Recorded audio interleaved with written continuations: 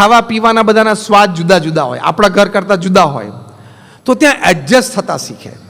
ત્યાં બોલચાલની રીત પણ જુદી હોય, શબ્દ પ્રયોગ પણ જુદા હોય, તો એ એડજસ્ટ થાય, કારણ કે હવે એનું ઘર છે. તમારે દીકરીને કહેવાનું બેટા થોડું સહન તો કરવું પડશે. નવા પરિવારમાં જઈએ, છોકરો કંઈ નવી જગ્યાએ ઓફિસમાં કામમાં જાય તો કોક વખત અપમાને થાય, કોક વખત કોઈ ટોકે પણ ખરા, તો એ સહન કરી લે. ત્રીજી વાત પ્રમુખ સ્વામી મહારાજે કરેલી કે શરૂઆતમાં જઈને તરત બધા સજેશન ના કરવા માંડે. પહેલા 2 વર્ષ બધું જાણવું, જોવું અને પરિવાર સાથે જેલ થવું, એટલે કે આમ એકદમ હળીમળી જવું. અત્યારે છે ને પ્રોબ્લેમ શું છે સમાજનો કે કોન્ફ્લુઅન્સ જનરેશન છે. જૂની પેઢી છે ને જે અત્યારે સાસુ સસરા બને છે એ બધા ઓછું ભણેલા છે, મેટ્રિક છે અથવા તો મેક્સિમમ ગ્રેજ્યુએટ સુધીના છે, અને નવી પેઢી છે ને એ બધા ફાર્માસિસ્ટ છે ને આઈટી છે ને MBA છે. અત્યારે આ જનરેશન 25 વર્ષ પછી 2 પેઢી સારું ભણેલી હશે. અત્યારે આ કોન્ફ્લુઅન્સ જનરેશન ચાલે છે.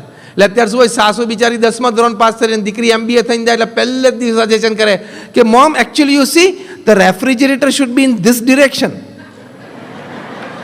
જેને એને સાસુને સજેસ્ટ કરે કે આ રેફ્રિજરેટર છે ને આપણા ઘરમાં સેજ જો આમ હોય ને તો સારું. હવે જે દિશામાં પડ્યું છે એ 8 વર્ષથી પડ્યું છે, ઘરમાં બધાને ફાવી ગયું છે, તું જલ્દી ફવડાવી દે, તું ફેરવીશ તો તું ફરી જઈશ.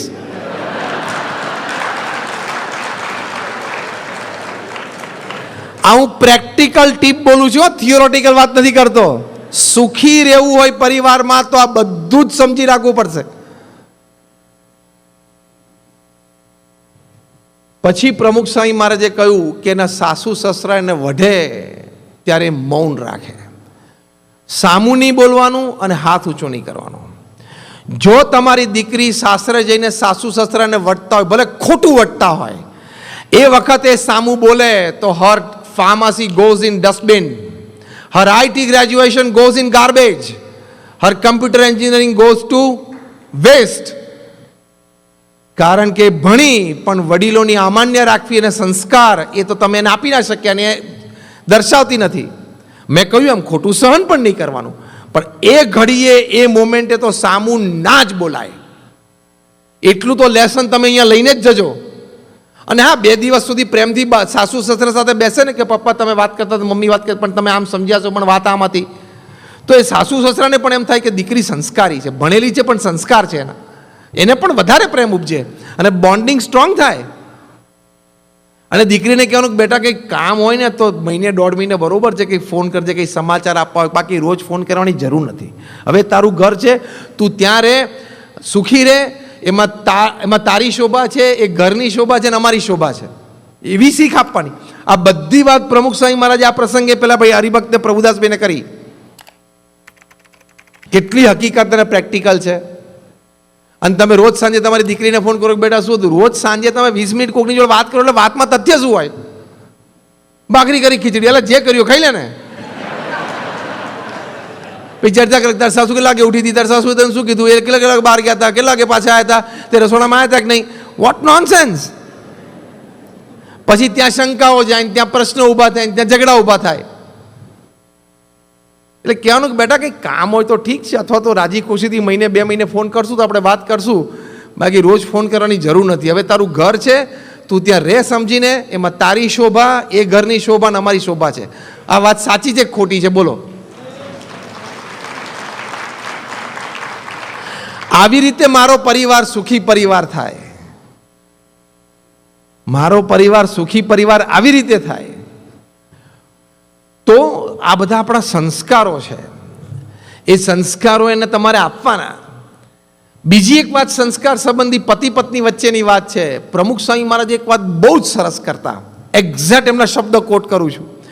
પ્રમુખ સ્વામી મહારાજ કહેતા કે અગ્નિની સાક્ષીએ ભેગા થયા છીએ તો હવે અગ્નિની સાક્ષીએ જ છૂટા પડવાનું. કેટલી અદ્ભુત વાત છે, ખબર પડી? તમે જ્યારે ફેરા ફર્યા ત્યારે અગ્નિની સાક્ષી હતી, હવે છૂટા ક્યારે પડવાનું? સ્મશાનમાં એક જણા જાય ત્યારે, એટલે કે અગ્નિની સાક્ષીએ જ છૂટા પડવાનું. એટલે થોડું કોમ્પ્રોમાઇઝ કરી લેવાનું. હું જ્યારે આની પર વાત કરું છું ને ત્યારે એક ફોર્મ્યુલા શીખવાડું છું. Out of all my travels, all my reading, all my interaction with people, એક ફોર્મ્યુલા મેં બનાવી છે, TAAC, ટેક ફોર્મ્યુલા. એ પણ બધા શીખીને જજો. TAAC, take formula. ટી એટલે ટોલરન્સ. પૃથ્વી પર બધાએ નાના મોટા પ્રસંગે સહન કરવું જ પડે, હાથ જોડીને સહન કરી જ લેવાનું. મને આમ કહી ગયા, આપણા મન તો એટલા વીક છે ને, ગેધરિંગમાં ભેગા થઈને કોઈક બે જણા 2 વાર સામે જોવે ને તો મનમાં વિચારો કેમ સામે જોતો હશે, કેમ સામે જોતો હશે. જવાબ આપું કેમ સામે જોતો હતો? આપું? આંખ છે, જોવે, જોકે. તું કેમ આટલું બધું સિરિયસલી લઈ લે છે?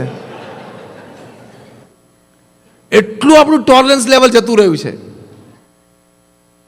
અને આવું ગેધરિંગ ભેગું થયું હોય, પછી જો તમે ઘણી વખત તમે પાર્ટી અને રિસેપ્શનમાંથી ઘરે પાછા જાઓ ત્યારે ઘરે પાછું જતી વખતે ગાડીમાં શું ચર્ચા થાય છે? પેલું બરોબર નહોતું, પેલા એમને આ પહેર્યું તું, ના પહેરવું જોઈએ ને, આ સમોસા સાથે આ ચટણી તો ચાલે જ નહીં ને, પેલા મારે બાજુમાં આવીને બેઠા તો પણ મારી સામે જોયું નહીં, મેં વળી એને સ્માઇલ આપીને કેમ છો નમસ્તે કર્યું તો બરોબર મારી સામે જોયું નહીં ને. આમ યજમાન આપણને બોલાયા હતા પણ આમ સામે મળ્યા, આમ જોયું ખરું પણ આમ બરોબર ના. અલે વોટ નોનસેન્સ. આ બધી હું સાચી વાત કરું છું? તમારી ગાડીમાં અમે બગ મૂક્યો છે, બધું રેકોર્ડ થાય છે.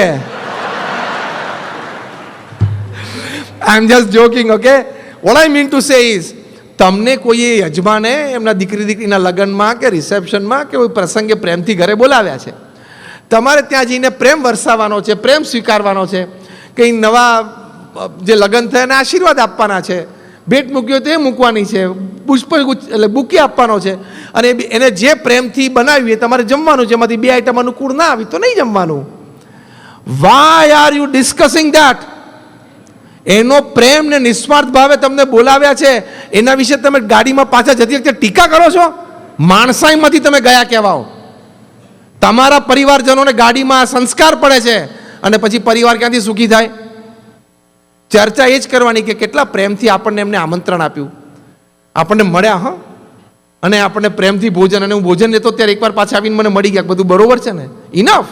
એને બિચારાને એ દિવસે 500 જણાને મળવાનું હોય છે. એકવાર તારા ખભા ઉપર હાથ મૂકીને કેમ છો કહી દીધું, ઇનફ.